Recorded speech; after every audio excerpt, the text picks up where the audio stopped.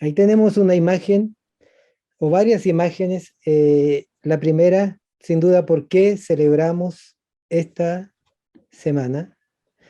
Y esta semana es un reconocimiento y homenaje al profesor Dagoberto Ramírez, quien fue nombrado rector de la Comunidad Teológica hacia el año 2003. Sin embargo, no alcanzó a asumir debido a su repentino fallecimiento en la ciudad de Salvador de Bahía, Brasil. Debido a este triste hecho, la comunidad perdió la oportunidad de ser dirigida por una persona querida, respetada, biblista reconocido, un buen amigo, compañero de trabajo en el país y fuera de él, un pastor, teólogo como pocos entre nosotros y nosotras. Ahí tenemos al pastor. Y esa imagen propia de la iglesia metodista, porque él era pastor de la iglesia metodista de Chile, trabajó en varias ciudades, debiendo abandonar el país por la instauración de la dictadura militar en el año 1973. Vivió varios años en Argentina, desde donde regresó con su familia en la década de los años 80 aquí, a su país natal. Dentro de sus actividades, cuando hizo su regreso, se integró a la CTE, donde compartió y trabajó muchos años.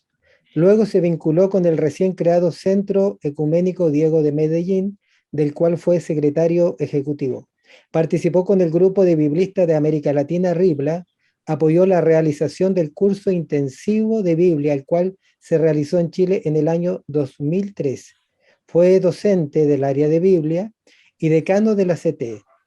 Dagoberto dio fuerte impulso al trabajo de la lectura popular de la Biblia. Así también apoyó a estudiantes de teología y pastores y pastoras. También apoyó a personas que tenían la vocación ministerial y la vocación de servicio a encontrar en la Biblia también una fuente inagotable de inspiración. En pocos años el pastor y profesor Dagoberto apoyó y participó de diversos espacios denominacionales, ecuménicos y teológicos, por ejemplo, en la Confraternidad Cristiana de Iglesias, en el CEPADE, donde fue presidente, en el programa de participación de las iglesias en el desarrollo del Consejo Mundial de Iglesias, del cual fue coordinador para América Latina. Colaboró en el CLAI, en la elaboración de materiales e insumos para las asambleas. Para quienes no conocían entonces al profesor Dagoberto, ahí está su fotografía, pero sin duda lo que queda para muchos y muchas es su capacidad para encontrar en la Biblia caminos que pudieran vincularse también con nuestras propias experiencias de fe. Hora de dar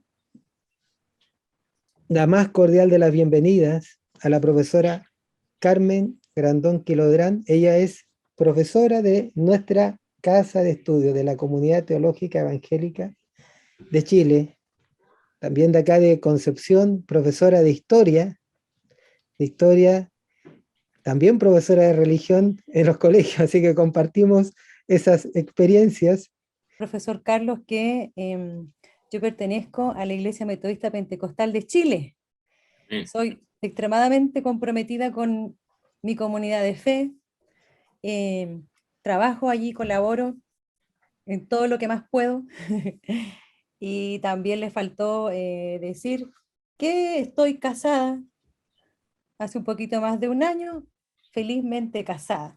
Y que bueno, estoy desde el año 2012 trabajando en labores de docencia en la comunidad teológica. Así que me da mucha alegría ver varias caritas que no veía, yo creo que desde muchos años atrás. Bueno, me ha tocado a mí un tremendo desafío, que es trabajar las mujeres.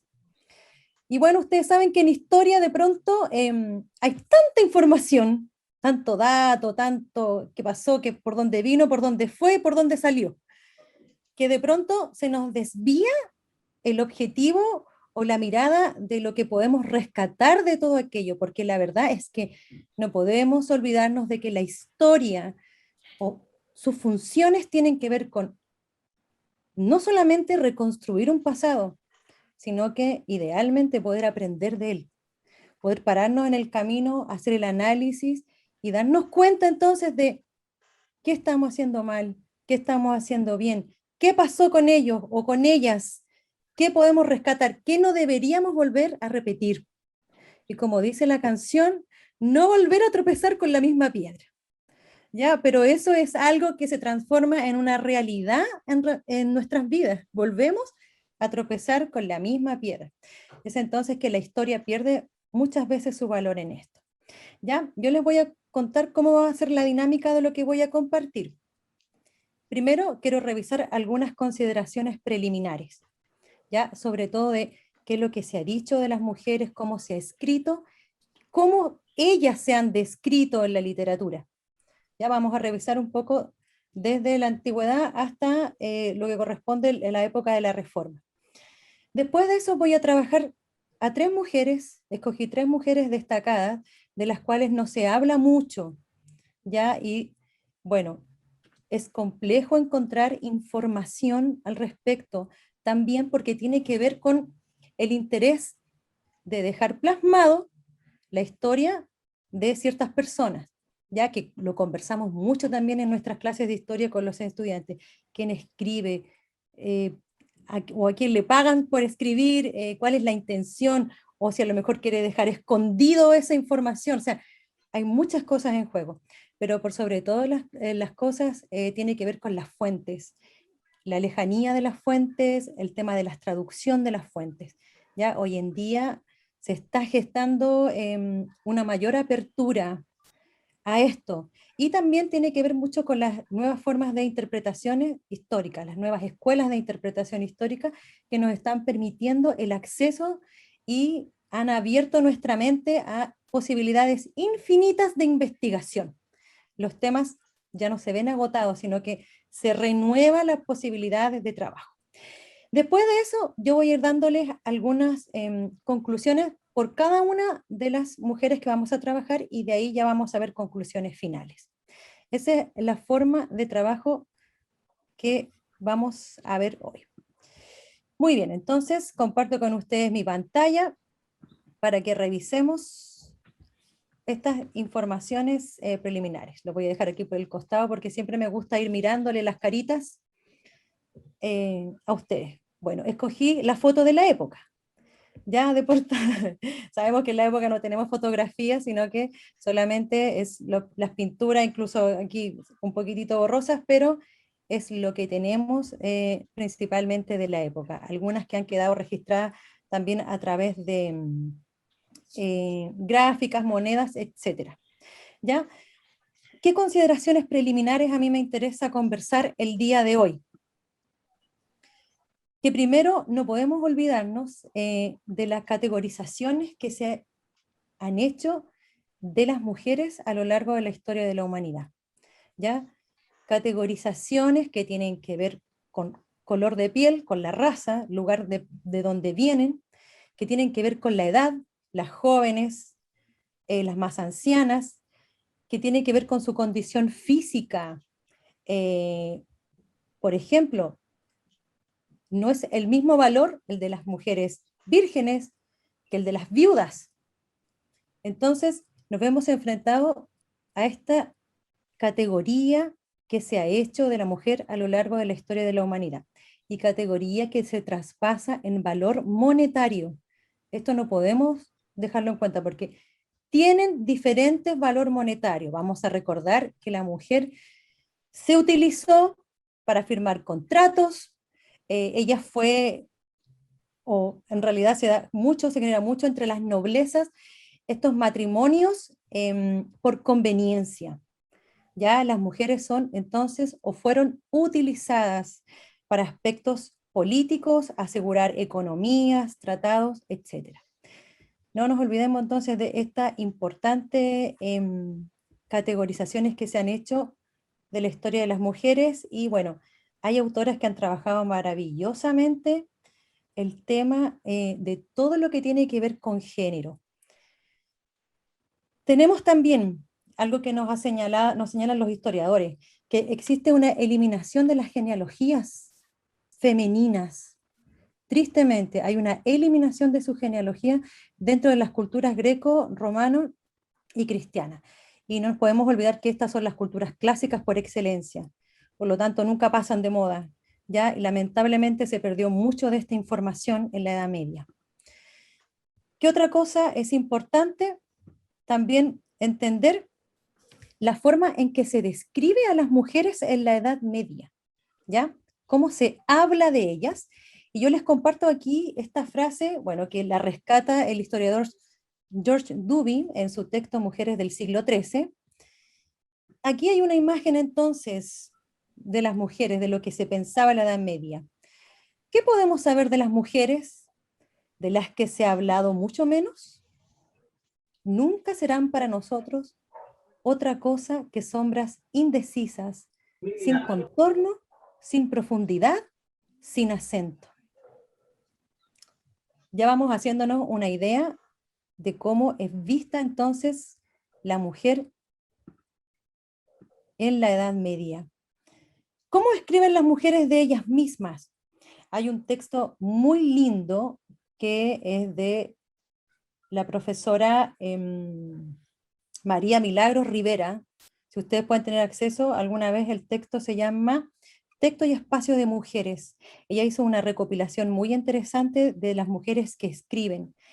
Y no solamente rescata escritoras, sino que entre ellas también rescata mujeres que hicieron labores de médicos o médicas de la época. Ya recoge ahí la historia de la primera ginecóloga y cómo ella escribe y desarrolla toda su temática. Pero si hay algo que caracteriza a las mujeres, como ellas escriben en general, es a través de una mirada de ellas de mucha humildad, pero también de sentirse como personas muy bajas, como el ser creado más inferior de la tierra, ¿ya? Y la mayoría de los escritos de la Edad Media, hechos por mujeres, tienen relación a hacer poemas para ser leídos o cantados públicamente y en su gran mayoría acerca de textos bíblicos, ¿ya? Así que esa es la forma como ellas mismas hablan de ellas. No, no es una mujer como avasalladora, ¿ya? Es con una autoestima bastante disminuida. Esa es la verdad. Otra situación que tenemos aquí y que nos plantea el profesor Driver es acerca de la historiografía eclesiástica. ¿Ya? ¿Cuál es el tema? Que la historiografía eclesiástica en general se ha detenido a trabajar personajes importantes. Y eso también juega en contra, porque si nosotros hablamos de personajes importantes, en realidad miramos los textos de historia, en su gran mayoría han sido rescatados figuras masculinas, ¿ya? Y esto tenemos que tenerlo muy en cuenta cuando leemos también nuestros textos de historia. Tiene que ver con ese sesgo que está escrito, esa interpretación histórica. ¿Qué es lo que sucede entonces en la historiografía?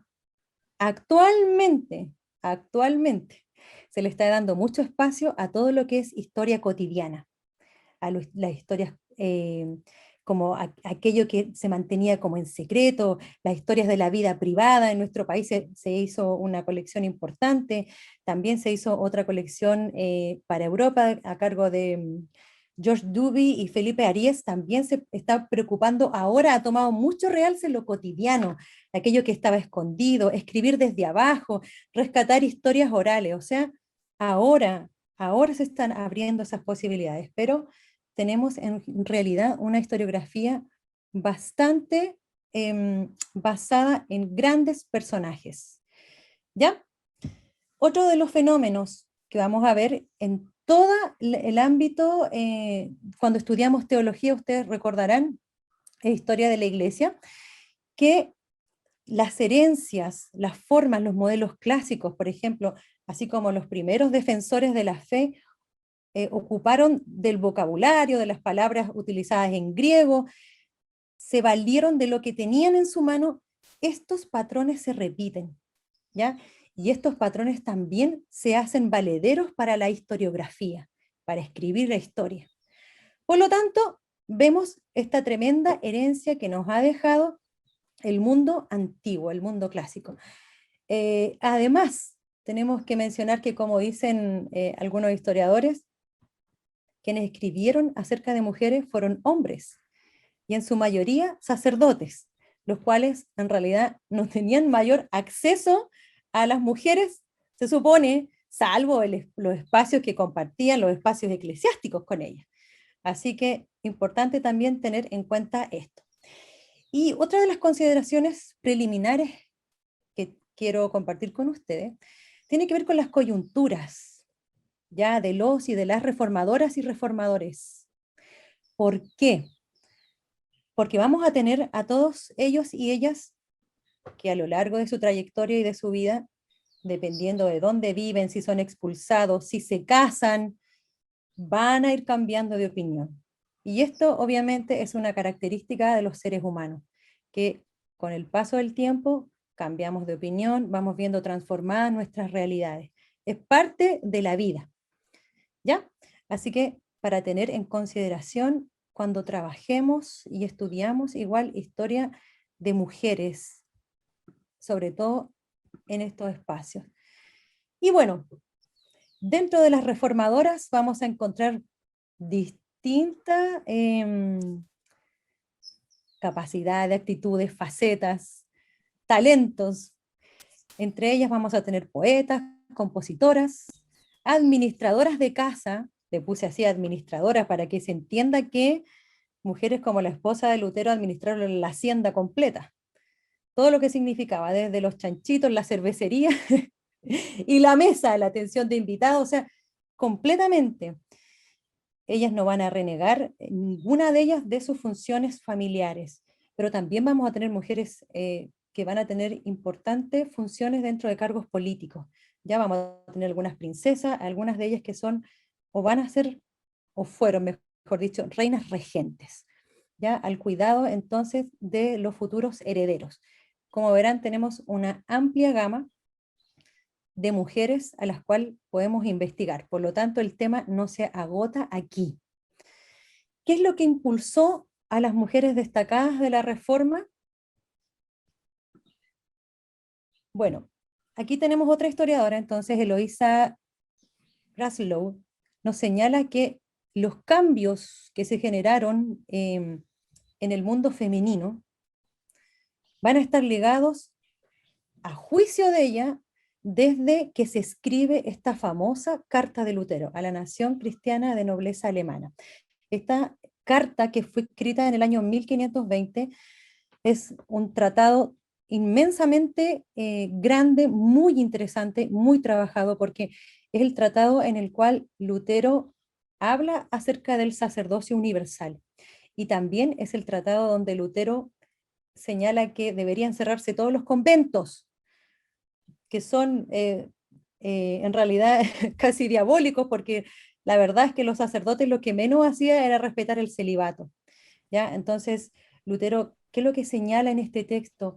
Que en realidad esos conventos deberían transformarse en escuelas para niñas principalmente, porque a él le interesó que las mujeres pudieran leer, pero sobre todo para leer la escritura.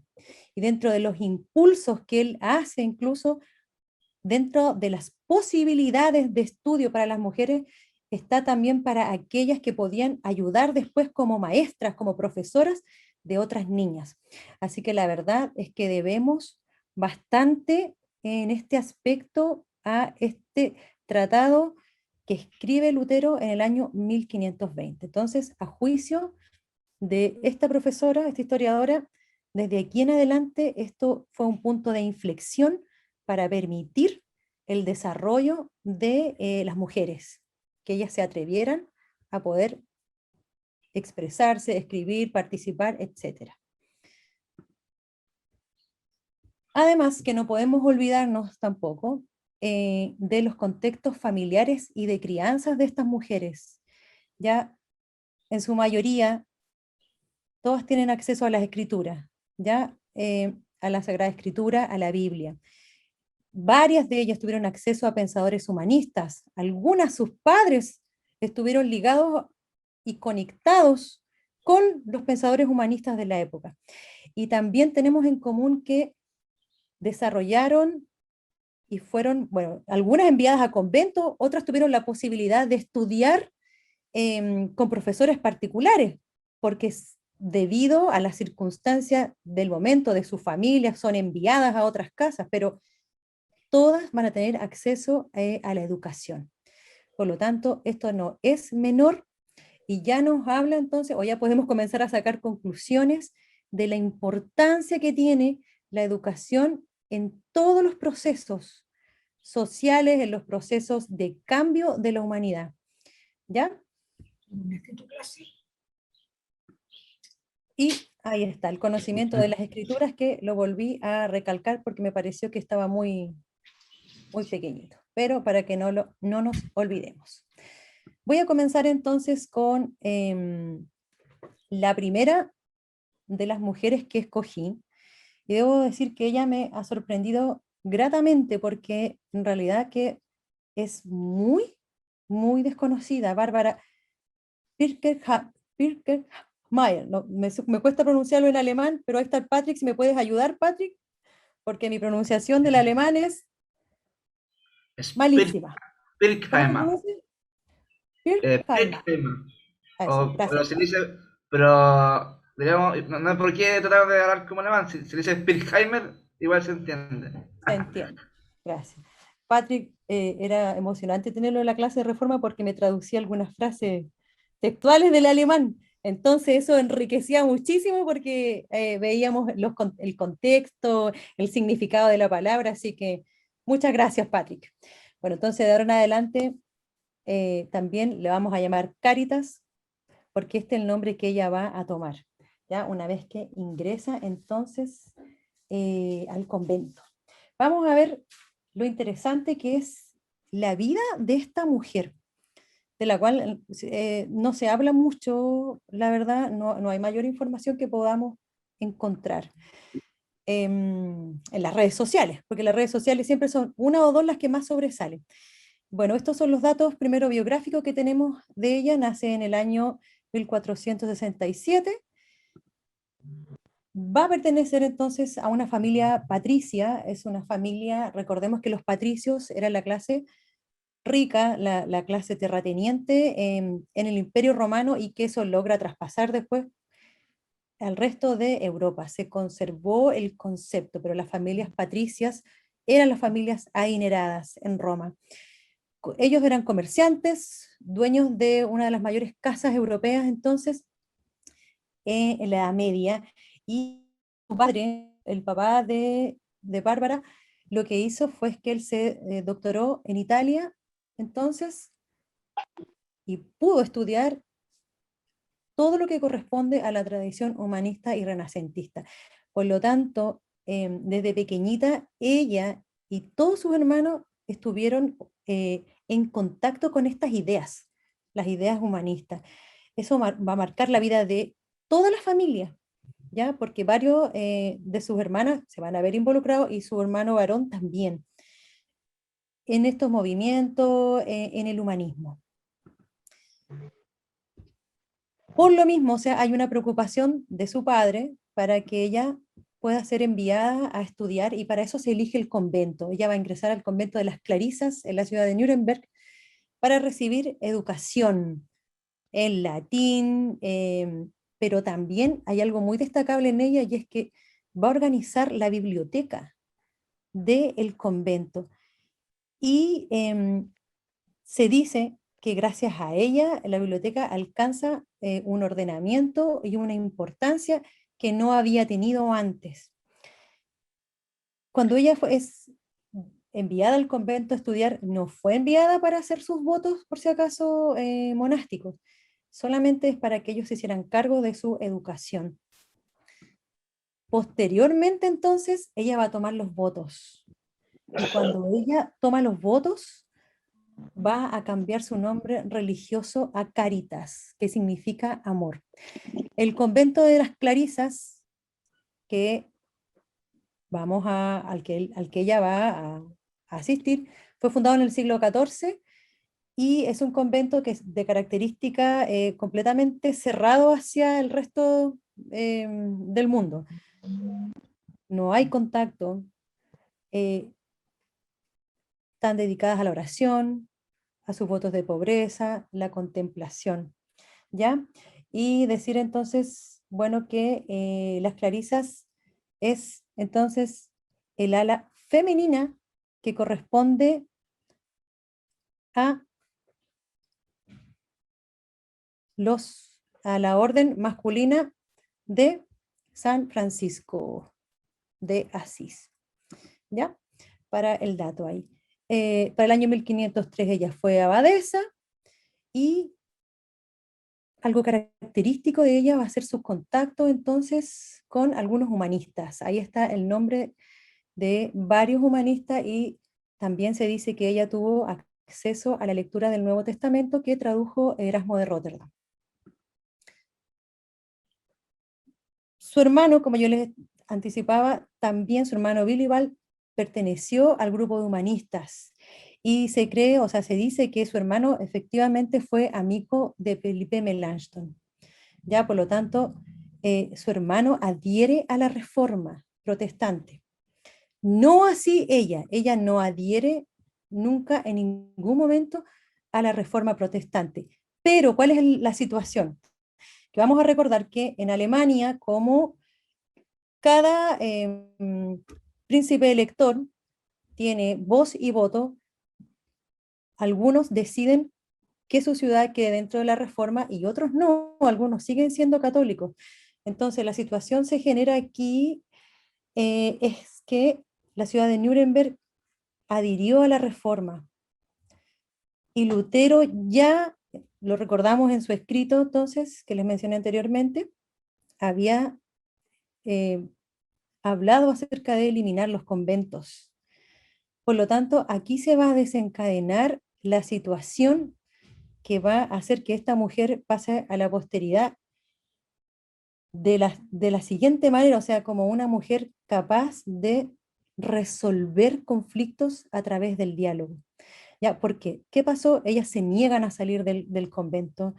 Esto va a causar tremendos problemas porque los padres de las niñas que estaban ahí en el convento las van a sacar, las van a raptar, incluso alguna de ellas se la quieren llevar para la casa, para que sus hijas se casen y se cumpla el formato de vida que estableció la reforma protestante, el formato de familia que se establece.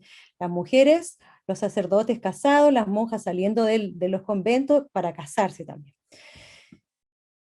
¿De qué forma Cáritas va a enfrentar esta situación? Ella va a ser sumamente valiente y va a dirigirse al consejo de la ciudad, pero no le va a funcionar. Ya el responsable del consejo no lo va a escuchar, por lo tanto, ¿qué hace ella? Ella va a escribir. Esa va a ser su forma de desahogo. El tema es que cuando ella escribe una carta para pedir auxilio, en este escrito la verdad es que ella no dejó muy bien parado o no habló muy bien del consejo, por lo tanto, esta carta fue interceptada y fue publicada. Y esto acarrió una gran batalla entre el convento y el consejo de la ciudad, ya porque en realidad ella quedó al descubierto ahí que no estaba de acuerdo con la reforma protestante. ¿Qué pasó con las clarisas? Sufrieron ataques a través de diferentes formas de violencia. les tiraban piedras por el tejado o lanzaban piedras a través de los muros, dañándolas físicamente.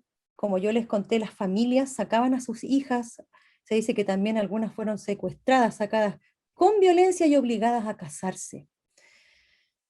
¿De qué forma va a mencionar o qué va a decir Cáritas acerca de esto?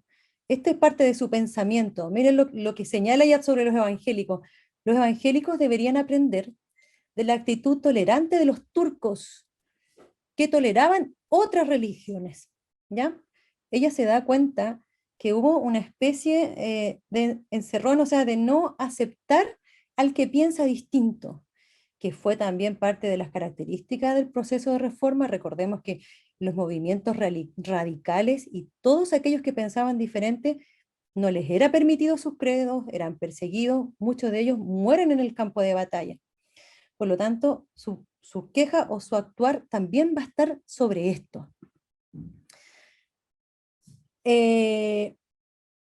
Va a buscar ayuda del reformador de su ciudad, que es Andreas Osiander, pero él no la va a ayudar, al contrario, él va a justificar este nivel de violencia e incluso va a pedir que ella sea deportada, porque la consideró una perseguidora de Dios.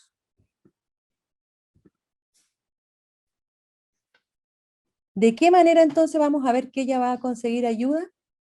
Va a hablar con su hermano. Aquí va a hacer uso de todas sus redes. Su hermano, que tenía contacto entonces con Felipe Melanchthon, y le va a pedir que le ayude a solucionar y que pueda intervenir en el conflicto.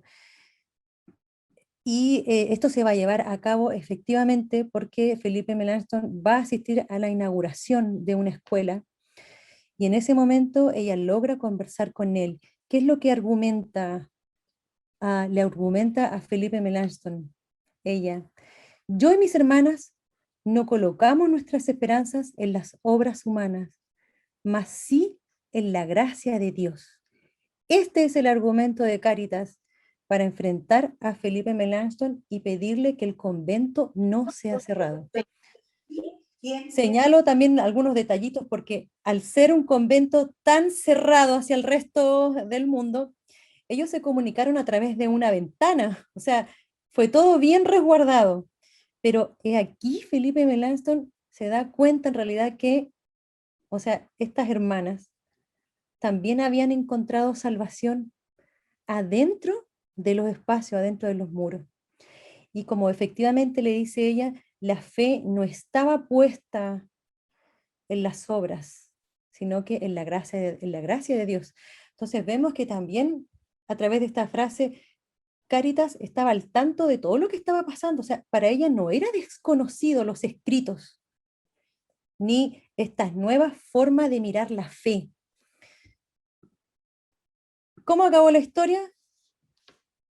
Acabó felizmente, entre comillas, porque efectivamente Melanchthon las defiende a las clarisas frente al Consejo de Nuremberg, pero lamentablemente el Consejo va a aceptar, pero va como a castigar ciertos aspectos. Ya entre ellos se va a condenar, perdón, a retirar el confesor de la orden y van a generar entonces que las hermanas no sigan haciendo su escapada, sino que se les va a dar la posibilidad a las mujeres que la que quiera irse, se vaya. Si usted quiere irse para casarse, se vaya, y si no, se queda aquí en el convento. ¿Qué es lo que dice que sucedió en la época? Es que solamente una de ellas se fue, el resto permaneció. ¿Ya? Y la historiadora entonces, Claudette Weiss, que yo quiero rescatar esta actitud que tuvo Cáritas, porque ella señala que el diálogo entre Felipe Melanchthon y Cáritas fue posible gracias a la agilidad política dialogal de Cáritas, porque fue ella quien propició, quien buscó, quien escribió, quien llamó para poder reunirse y conversar. Ya, por lo tanto, vemos aquí entonces una mujer bastante buena para las relaciones políticas, podríamos decirlo así, para las relaciones humanas. Algunas reflexiones que quiero hacer acerca de esta mujer, que para las historiadoras de la época es importante rescatar que en ninguna otra circunstancia se vio tanta resistencia para adoptar las formas de la nueva actitud femenina que propició la Reforma Protestante. ¿Por qué esto? Porque los conventos igual eran lugares de protección para las mujeres, para las que querían educarse, para evitar un poco de mortandad femenina. ¿Ya? Por ejemplo, el exceso de partos que tenían las mujeres también hacía que murieran a temprana edad. Además, la creatividad que tuvieron estas mujeres, porque ellas lograron en secreto seguir teniendo un confesor, y en secreto lograron seguir recibiendo entonces la comunión y los sacramentos. Fueron mujeres muy inteligentes en hacer eso, en organizarse. Cáritas escribió en sus memorias: nosotras no estamos dispuestas a seguir personas en las casas que van en contra de en los casos que van en contra de nuestra conciencia y de nuestros votos, porque nosotras juntas decidimos que nada nos desviará de la unidad de la Iglesia cristiana y de nuestro orden. Entonces, podemos darnos cuenta la firmeza, la voluntad y cómo en realidad ella actuó como encargada de la orden ahí religiosa. Ella actúa en pos de lo que ella considera correcto realmente, no fue en contra de su fe ni de sus creencias. Además, vamos a destacar que ella entiende la importancia del diálogo en la resolución de los conflictos. Muy importante porque vemos que ella recibió en realidad violencia, pero no actuó de la misma manera. No actuó con violencia, sino que fue a través del diálogo. Y bueno, en su escrito ella demuestra integridad moral, perdón y espiritualidad mística. Son parte entonces de algunas de las reflexiones. Y además, sin olvidarnos, que lo puse ahí con negrita, ella hizo uso de uno de los principios fundamentales de la Reforma, que es la libertad de conciencia. Por lo tanto, tenemos el tremendo aporte de ella en el refuerzo del valor que existe en la colaboración ecuménica de diferentes iglesias. Muy importante, porque lograron permanecer hasta que murió la última de sus integrantes, y ahí el convento fue cerrado, fue demolido, y hoy en día se permanece abierta entonces esa iglesia. Pero es interesante esta historia que nos deja y nos cuenta acerca de ella. Vamos a ver la segunda, que es Argula de Grumbach, otra mujer muy interesante de poder estudiar y trabajar. Este es un nombre de soltera, pero creo que ahí hay una falta de ortografía, es con B corta. Ahí les pido disculpas, se me pasó ese bon, pero es arriba está correcto. Ahí me equivoqué, me mandé ahí un fail. Ahí está entonces, ella nace en 1492 en la ciudad de Ingolstadt, Baviera, Alemania. También proveniente de una familia noble, pero la diferencia es que era una familia empobrecida. Que lo que se destaca así, muy, muy importante, es que ella fue enviada a vivir en el castillo del duque Alberto IV. ¿Por qué no es menor? Por el nivel de importancia de este personaje, pero también porque ella se transforma en dama de honor, como en dama de compañía de la esposa del duque. Y es educada junto a los hijos de este matrimonio. También vemos aquí la influencia de su familia, porque es su papá quien le va a regalar a los 10 años una Biblia, y con la petición de que entonces ella pudiera estudiar con dedicación. Un regalo que es bastante raro para esta época, podemos ver, y sobre todo para una niña pequeña. Pero uno va viendo las intenciones de los padres en esto también, de los padres, de las madres, en poder traspasar a sus hijos todo su bagaje, lo que ellos han albergado dentro de su vida. Aquí se me pasaron también dos con minúsculas, para que me perdonen, pero en 1516 se casó con Friedrich von Grumbach y va a recibir el cargo, su esposo, el cargo de administrador de la ciudad de Dietfurt, al servicio del duque. Muy importante porque su marido dentro de sus cargos estuvo en el recoger impuestos, ¿ya? Va a ser de plena confianza entonces del duque. Lo que sabemos de ella, y han quedado sus cartas, mantuvo correspondencia con Martín Lutero y con Jorge Spalatino. Se cree que primero a través de Jorge Spalatino ella tuvo algunos escritos de Martín Lutero. Primero fue así y después ella va a tener correspondencia y es más, ella va a tener la posibilidad de conocer a Martín Lutero. También se sabe que ella participa de la Dieta de Augsburgo y después que ella participa de la Dieta de Augsburgo, ella va a lograr conectarse y ver a Martín Lutero en la fortaleza de Coburgo, ¿ya? Ahí se van a encontrar y van a conversar. ¿Qué es lo que es interesante de esta mujer entonces? Es que ella se vio involucrada en un conflicto por la defensa de un profesor. Ella se va a quejar contra la rectoría de la Universidad de Ingolstadt. ¿Qué pasa en este conflicto realmente? Llega un profesor muy joven, de 18 años, a trabajar a la Universidad de Ingolstadt, pero el tema es que este profesor traía las ideas de la reforma, ideas reformadas. Y eso causó un tremendo alboroto dentro de la universidad porque va a ser traspasado esto como un problema y el profesor va a ser juzgado como hereje. Por lo tanto, ella va a levantar la voz, no se va a quedar callada en esta. ¿Ya? ¿Y cómo lo va a hacer? A través de los escritos nuevamente. Va a escribir ella aludiendo a que, ya que ningún hombre tomó la actitud o tomó la posta o se quejó, entonces ella lo hizo. En esta cuestión dice, a mí me cupo hacerlo, o sea, yo lo hice. Yo lo hice porque nadie más lo hizo. Ningún hombre, por lo tanto, yo lo hago. Esa fue la actitud entonces de Argula. Sus escritos fueron impresos principalmente como cartas panfletarias y publicados en todas estas ciudades: Nuremberg, Basilea, Breslau, Augsburgo, Erfurt, Estrasburgo, Stuttgart, Leipzig, etcétera, etcétera. Están ahí en pantalla. Como vemos, sus escritos no quedaron en un solo lugar, sino que traspasaron las fronteras físicas de su ciudad.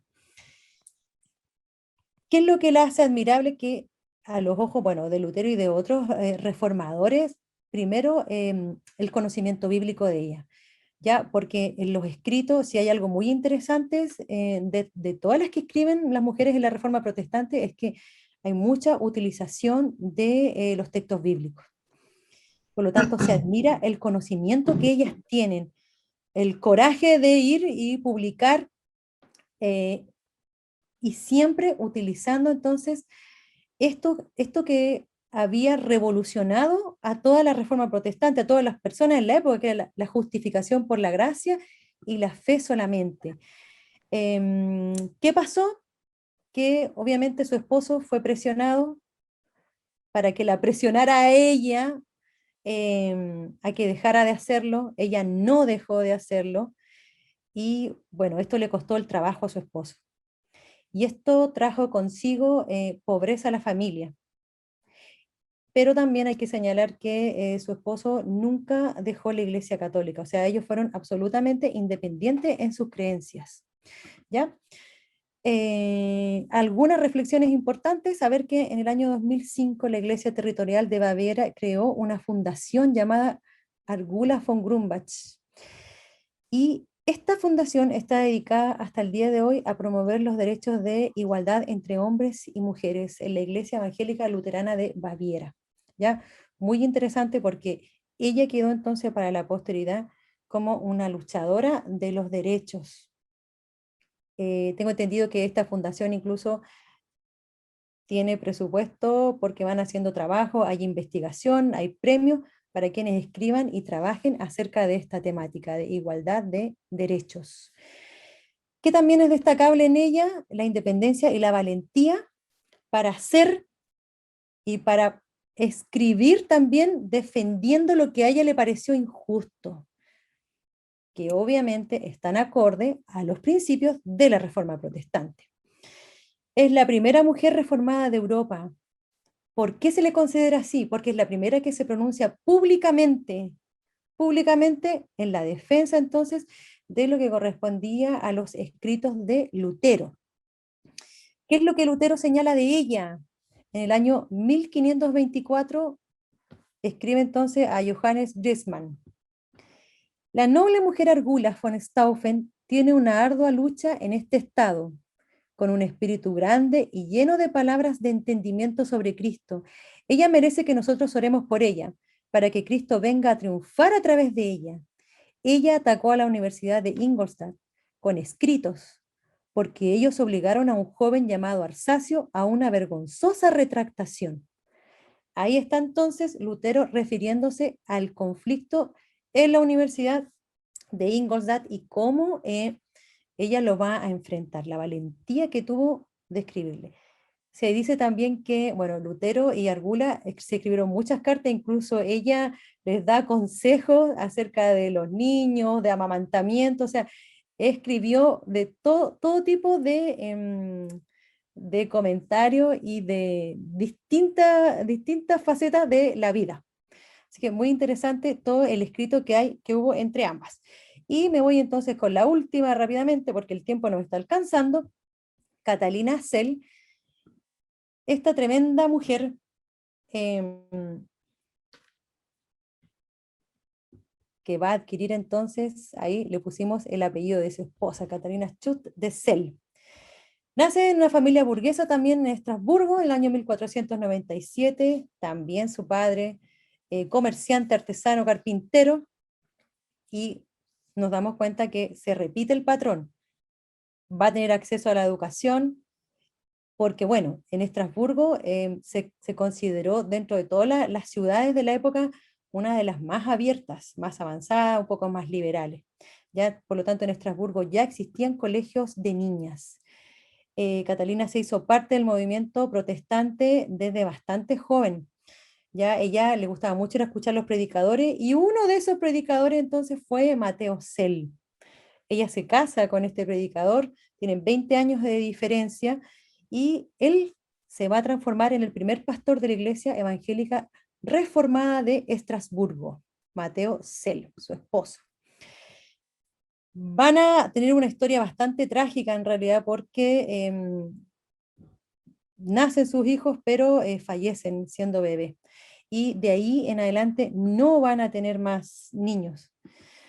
¿Qué es lo que destacamos en la vida de esta mujer? La publicación de tratados, ¿ya? Pero no solamente la publicación de tratados, porque ella, bueno, uno de sus tratados es una carta que está dirigida a mujeres evangélicas de la ciudad de Kensington.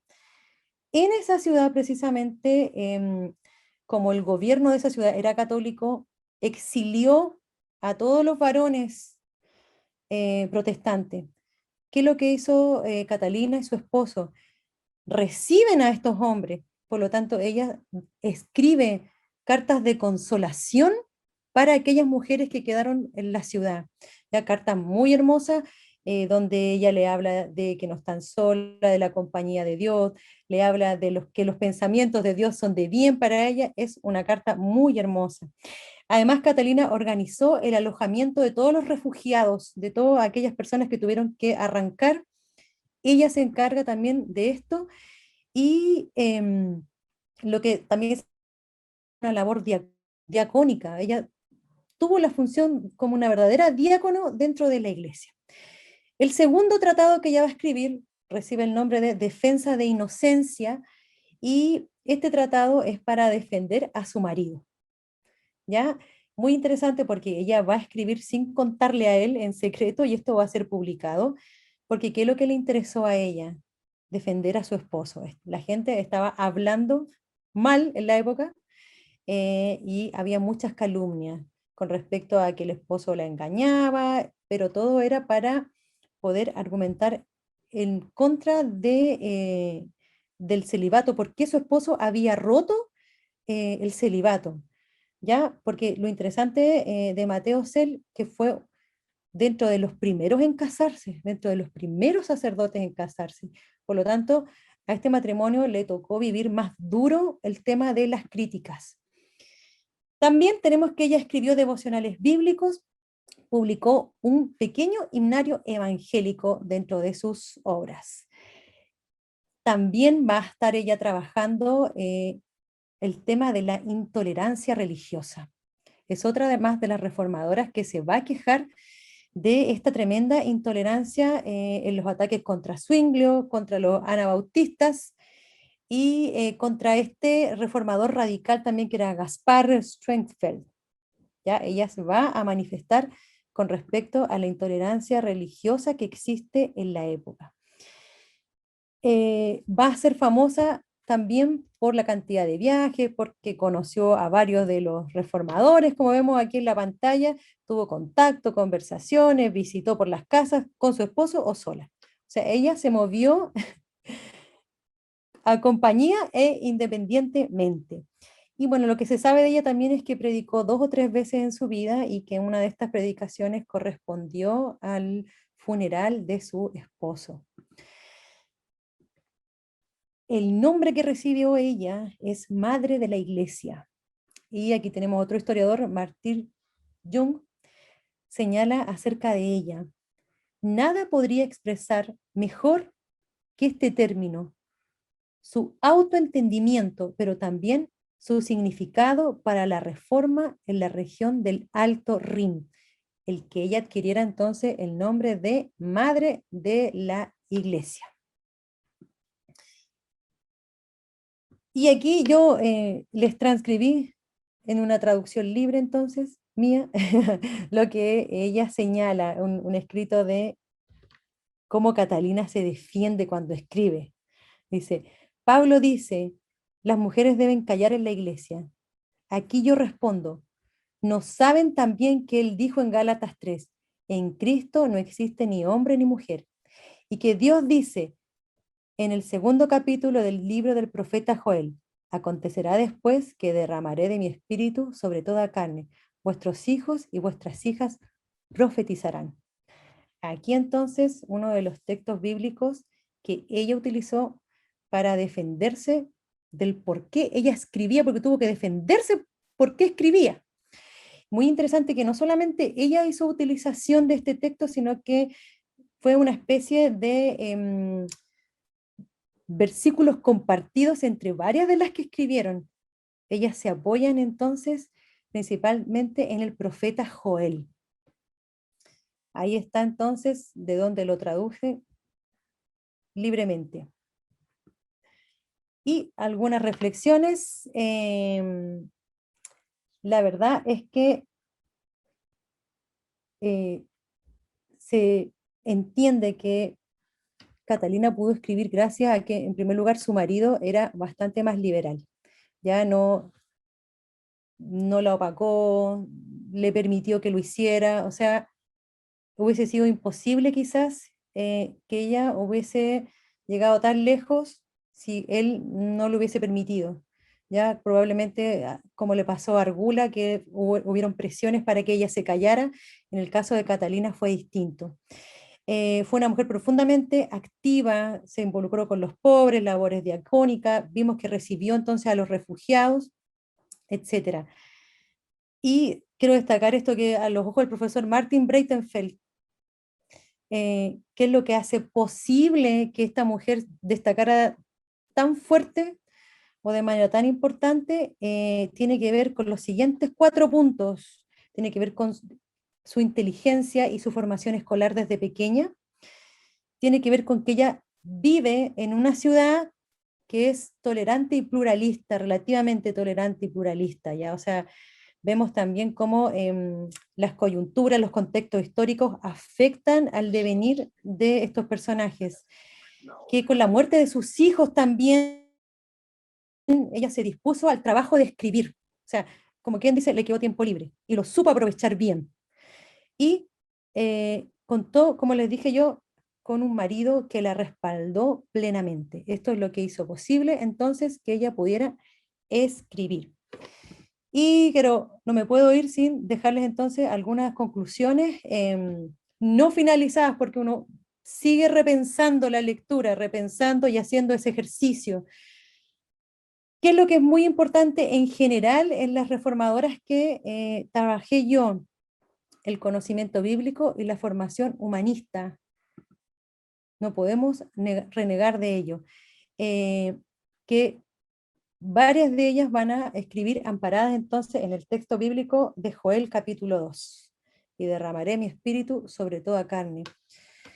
Tercero, y que nos hace ver también aquí en la lectura que yo hice del profesor Martin Breitenfeld, porque él en cierta forma nos informa, valga la redundancia, de lo que pasa hasta el día de hoy en Alemania, ¿ya? Porque las iglesias permanecieron con pastores hombres, o sea, no es que esto fue, cambio de chip, no. Pasaron por lo menos 400 años más, casi 500 años podríamos decir, para que estas circunstancias cambiaran. Pero la aplicación del sacerdocio universal recién en el siglo XX, mediados del siglo XX para adelante, comenzó a tener algunos espacios. Ya sí destacar que, bueno, las mujeres siempre han permanecido en la iglesia, siempre han estado y han sido protagonistas. Por ejemplo, en el caso de nosotros aquí en Chile, son las que forman parte como actrices principales de los movimientos pentecostales en nuestro país, pero también sucede lo mismo dentro del pietismo y en los movimientos de avivamiento del siglo XIX. También yo reflexionaba acerca de esto, la protección que brindaban los conventos, no solamente, no solamente para educación, sino que de refugio, de evitar tanta muerte, de dar la posibilidad de escoger también a las que pudieron hacerlo, de vivir su fe y su espiritualidad desde esos espacios.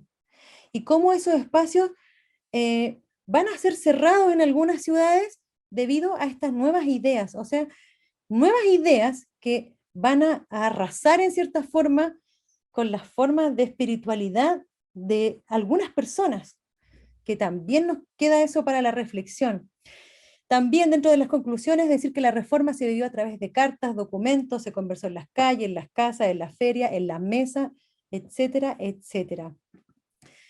Y no podemos olvidarlo, y lo dije también dentro de la exposición, que las mujeres se van a sentir obligadas a levantar la voz.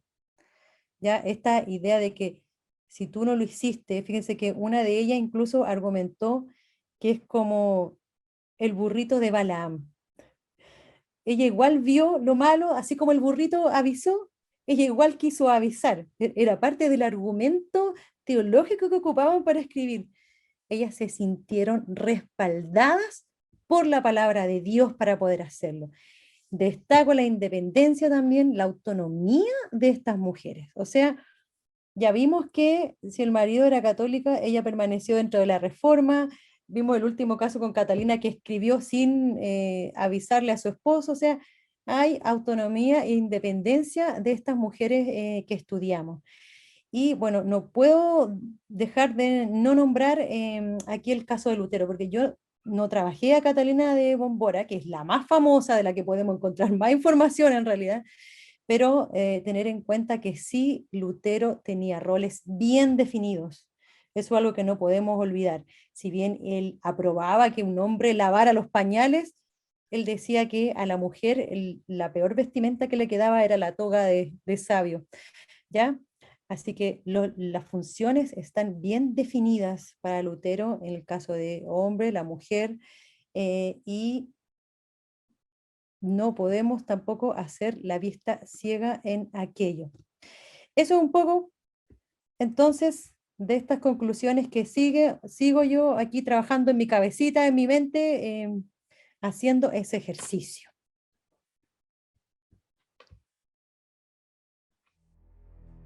No sé si ustedes tienen comentarios, preguntas, aportaciones, quejas o reclamos. Como le digo a mi- Carmen, hay unas preguntas y se agradece la exposición ahí. Tenía las mías también, pero quiero quiero recuperar lo que se ha escrito aquí. La profesora Elizabeth te da las felicitaciones. Un excelente sistematización del tema.